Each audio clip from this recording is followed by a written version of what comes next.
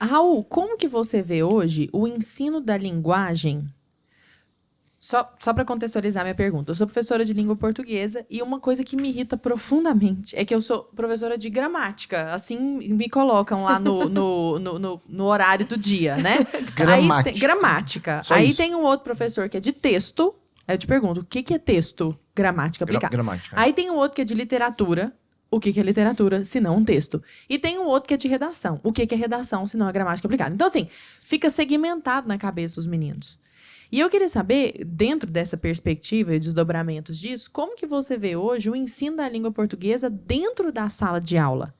E acho que a Bruna pode complementar muito isso, essa crítica que você provavelmente vai fazer, falando sobre educação clássica, porque ela fala muito bem sobre isso também. O que você acha, Raul? Olha, eu não posso reclamar da escola. Assim, nossa, minha escola foi péssima. Foi mesmo. Só que eu era um aluno pior que a escola, entendeu? Então, assim, eu simplesmente não ligava pra escola. Dá eu cagava. trabalho. Eu cagava. Eu repeti 2 vezes o segundo ano do ensino médio, porque eu ficava dormindo em casa e não ia pra escola. Né? Eu trabalhava no mercadinho perto de casa e eu não queria ir pra escola. Pra que ir pra escola? Assim, a escola nunca me causou nada. Nada, entendeu?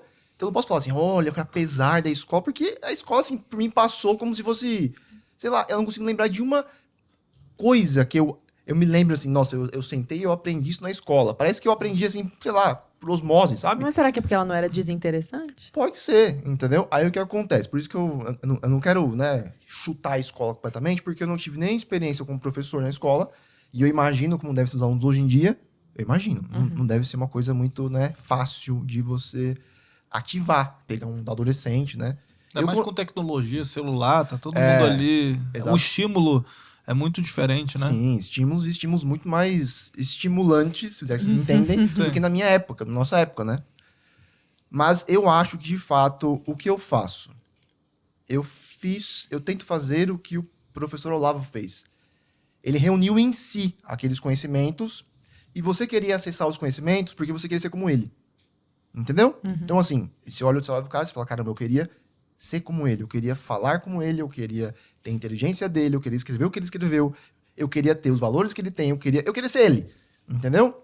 Eu acho que todo professor bom, em certa medida, é isso. Ou melhor, ele é essencialmente isso, né? Ele reúne o conteúdo em si e ele aviva aquele conteúdo. Então o aluno quer, tipo assim, o aluno quer ser como a Lara, o aluno quer ser como a Bruna, o aluno quer ser como eu. Corto, eu não sei, né? Ele ainda não é Fico professor. feliz que ninguém quer ser. Sua filha, talvez. Espero que sim, né? Então, na escola, eu acho que os professores são mal preparados, no geral, são. São porque eu tenho muitos professores que são meus alunos e ficam desesperados. Tipo, o professor de português. Eu saí da faculdade e não sei nada da matéria. Aí eu tenho problema da linguística, aquela coisa, né, que é um assunto mais Técnico. nichado e técnico. Só que também tem a questão dos alunos serem assim, tem a questão de o sistema educacional ficar com essa mania desgraçada de ficar compartimentalizando tudo. E, de fato, isso é um problema. Tem um livro do John Taylor Gatto, acho que é esse o nome dele, em que ele diz que um dos problemas principais da escola é justamente esse, é você compartimentalizar tudo. Então, o aluno nunca tem uma visão assim do todo. Isso só para complementar, a gente fez um podcast recente com o Silvio Medeiros e a Karen Mortian a respeito de homeschooling, né? Eles têm 5 filhos em homeschooling e eles falam justamente disso, né? Porque quando a criança está numa escola, né? O professor está dando aula ali de história. Aí terminou o tempo, todo mundo fecha o caderno, agora é geografia, aí agora é português. Nada se complementa. Nada se conecta com nada. Entendeu? Então, tipo, parece que fechou aqui um universo, agora vamos para outra coisa. Ignora tudo que você já aprendeu ali, agora a gente vai aprender química. Agora a gente vai aprender física. Exato. Mas, pô, uma coisa, sabe, a astronomia não liga com física, que não liga com matemática, não liga nada. É como se fossem vários universos separados. Aí você tá comentando. Esse Sim, livro também. é o Emburrecimento Programado, Isso, você lembra? Nossa, isso. esse livro Esse é me muito bom. assustou Acho que ele dá também. 7 falhas, né? Do ensino, não é que muito bom. não é que os professores são ruins, ele fala que o sistema inteiro tá errado desde a Engessado, base, né? né? Tem que destruir toda aquela porcaria lá. Não ajuda os professores, o sistema como é. Não, atrapalha. Então o professor, eu acho que hoje em dia ele teria que ser especialmente cativante, especialmente dono do conteúdo, né? Para que ele consiga quebrar essa barreira. Porque o aluno chega lá e ele pensa, eu vou aprender isso aqui para quê? Para pegar o diploma, para ter um trabalho. Então não existe nenhum interesse pelo conteúdo em si. É difícil demais, desperta, né? Não desperta. E o professor também é desinteressado, o professor também não quer saber de nada. O professor não gosta de ler, muitas vezes, né? Não gosta de ler, não sabe escrever, Não sabe escrever. escreve apostila com erro. É. Agora, qual que é o problema? Olha só isso que ele falou e que vocês mencionaram, essa questão da compartimentalização, tá? Essa palhaçada enciclopédica que virou a escola é fruto, justamente, daquela maneira de entender a escola pública como a formação de mão de obra. Né? E aí a pessoa Sim. tem que saber um pouquinho de todo mundo, Sim. etc. Que é totalmente diferente da educação clássica que você mencionou, Lara. Porque se você não tem um objetivo claro, qual que é o meu objetivo para formar um homem? Falando da tal da paideia clássica, né? Que realmente inspirou toda a educação clássica durante a Idade Média, ainda no Renascimento, etc. Formar pessoas livres.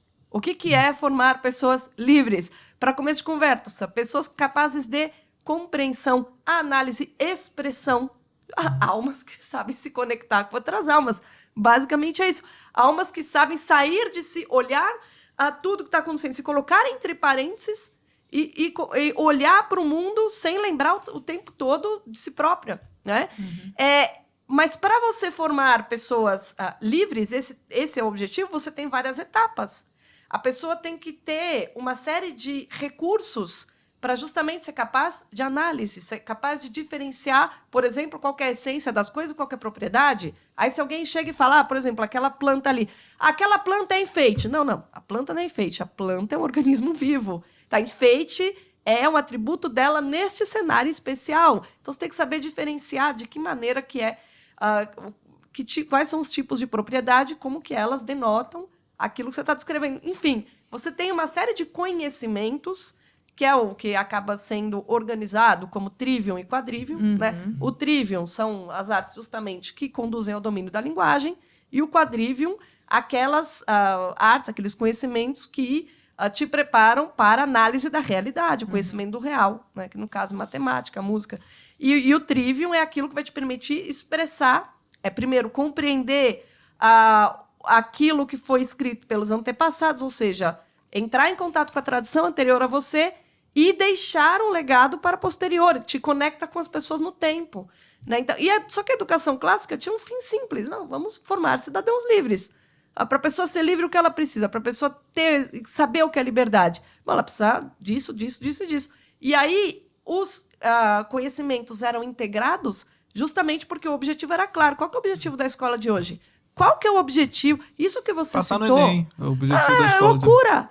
É profissionalização. Passar no Enem por quê? Para fazer a faculdade, para ser empregado de alguém, para bater carteira em algum lugar. Porque com que propósito? Nenhum. Me sustentar, etc. Veja, se sustentar, mas você não precisa fazer esse percurso todo para se sustentar. Você pode ter um emprego, criar alguma coisa, empreender. O que a Lara falou é um crime o que fazem com língua portuguesa. Você segmentar em gramática. A gramática vem depois da literatura. Você se exprime, você tem os poetas, que são aqueles que alcançam a máxima da liberdade, brincam com a língua. É depois que você tem os gramáticos que vão lá e sistematizam. Mas por que você tem os gramáticos? É justamente para explicar por que aquilo se consolidou e se tornou usado por uma comunidade, como a gramática vem depois. Então você tem a literatura, a gramática ao lado e a expressão escrita, a expressão texto, que vem ao mesmo tempo. Então não faz sentido você dividir. Minha filha fala também, hoje é produção de texto, hoje é gramática, hoje é literatura. Eu falo, coitado das crianças.